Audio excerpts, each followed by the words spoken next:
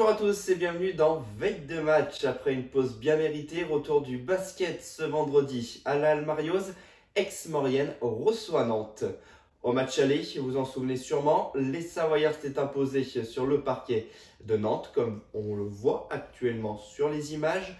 Une victoire 78-74 au bout du suspense. Au classement, Aix-Maurienne se retrouve désormais 15e avec 8 victoires et 12 défaites. Et Nantes occupe la 10e place avec un bilan équilibré de 10 victoires et 10 défaites. Le bilan des deux formations sur les 5 derniers matchs en Pro B, un bilan équilibré avec 4 défaites pour une victoire de part et d'autre, une moyenne de points marqués quasiment identique entre Aix et Nantes. Dernier match, 20e journée de Pro B, défaite de Nantes 91-98 contre Rouen, défaite également des Savoyards, c'était sur le parquet de Fos-sur-Mer 83-78.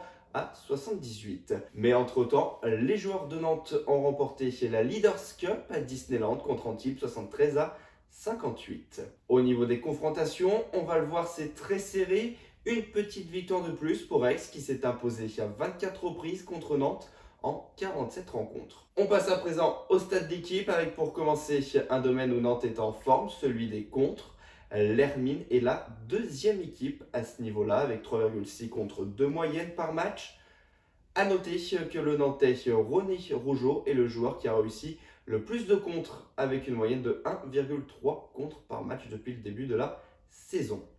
Deux stats en faveur des Savoyards maintenant, les interceptions tout d'abord, 169 réussies depuis le début de la saison contre 148 pour Nantes. Ronald March est d'ailleurs le joueur qui en a réussi le plus en Pro B avec 2,3 de moyenne par match. Et puis les passes décisives, Aix est la deuxième équipe du classement avec 408 passes décisives, soit 20,4 de moyenne. Nantes est 17e et avant-dernière équipe au niveau de cette stat avec 305 passes décisives.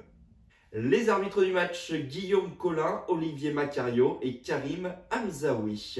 Coup d'œil avant de se quitter sur les autres matchs de la journée avec Lille, Denain, Rouen-Quimper et Saint-Chamond-Saint-Quentin. C'est la fin de ce veille de match. Rendez-vous nombreux ce vendredi à la Almarioz pour la 21e journée de Pro B. Seront présents dans les tribunes les clubs partenaires de Froges et Goncelin qu'on salue au passage. En attendant, pour patienter, n'oubliez pas de regarder le top 30 du début de la saison. Et bien entendu, bon basket à tous. Salut!